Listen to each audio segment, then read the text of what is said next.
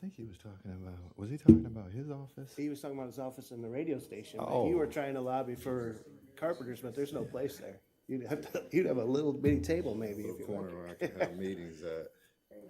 But you'd probably have hash browns all the time. They got good food there. That's my problem now. Breakfast, carpenters. More than that, no way. I've never had it. I'm just a big omelet guy. Ham and cheese omelet, hash browns, and down toast. 3 people, so. I don't know how he can keep his, I don't know how he can keep his prices the same when eggs are 4 something it does. Because it was Tuesday. You know what? Tuesday, yeah. Went to Sam's yesterday, and they don't sell. An 18 pack. Yeah, now it's a 15 dozen for There's no 56 bucks. ordinances, so- You don't have a choice. It's the big box or Used nothing. to be able to buy 18 of them. Yeah, all those shelves are empty, and it's did nothing but these later, giant yeah. cases of 15 dozen eggs. Yeah, they're just catering to restaurants and Well, I thought about doing it because they'll keep in the back of the fridge. oh, they don't keep that long. Oh, There's an expiration date on your well, cartons. maybe I'm just thinking fresh eggs, because I know fresh eggs do. Yeah. You know, The ones that haven't been washed and stuff, but farmers' eggs. yeah, I was gonna say, because the way.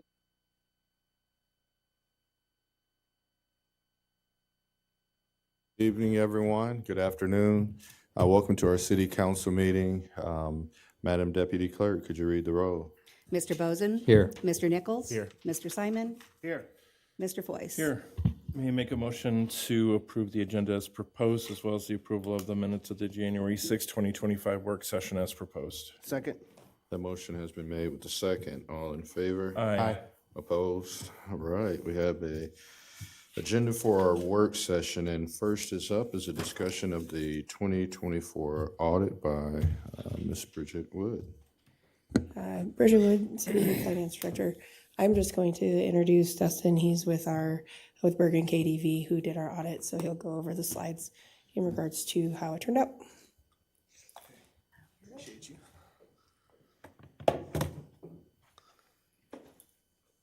Okay, beautiful.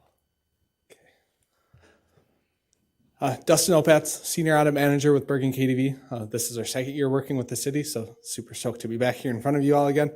If you have any questions during my presentation, feel free to interrupt me and we can talk through it. I have such a passion for city finance that if nobody stops me, I'll just kind of blow through the whole presentation, usually without taking a breath.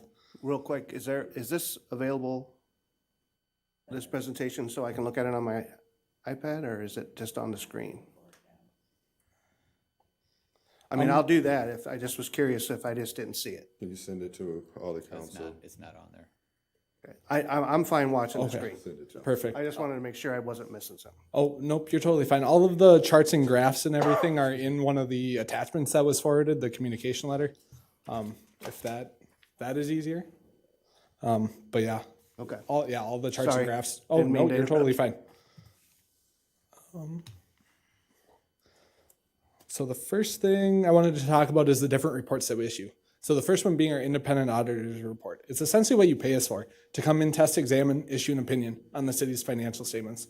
So we do give an unmodified opinion, which is the best we're allowed to give as your auditors. It states that everything in your financial statements are fairly presented in all material respects. A couple other reports that we issue. The first one being the government auditing standards report. So because you're a city in Iowa, we're required to look a little bit closer at compliance with laws, contracts, and grant agreements and internal controls. So we did have one internal control finding at the material weakness level, which is the highest level finding that we give, related to some material audit adjustments. So when we get the initial financial information from the city, if we find any errors or are required to make any adjustments, we're just required to report those. It's a pretty common finding in the cities that we work with, but again, something that we're required to communicate to you. And then the second bullet point being the single audit report. So because you expend well over $750,000 in federal funding, we're required to pick on a couple of those larger programs to test compliance with those specific programs. And so this year we had to select 5 different programs with your federal funding, and we had no findings related to any of that test work on those individual programs. And then the last report, the Iowa Legal Compliance Report. So the state auditor's office gives us a series of checklists to check compliance with state statutes. And so we had one finding related to that. related to some deficit fund balances. There are a couple funds that are in significant deficit. And again, nothing really that we're concerned about, but things we're required to report to you. So the rest of these are going to be the charts and graphs in that communication letter, as well as a lot of the verbiage that I'm about to go through.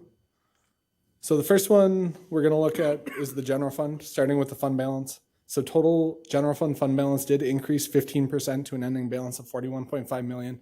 It's the highest fund balance in the 5 years presented. And that's what all of these charts are going to be, is on a 5-year picture. So the current unassigned fund balance represents about 37% of your general fund expenditures, which is about 4.5 months.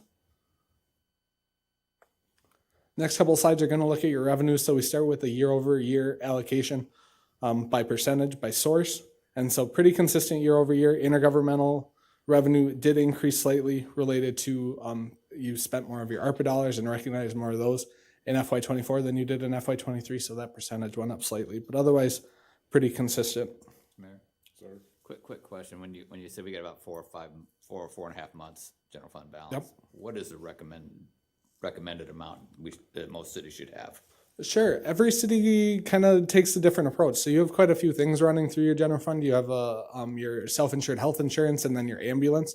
And the ambulance especially can fluctuate so much from year to year that you probably need a little bit of a higher reserve just for cash flow.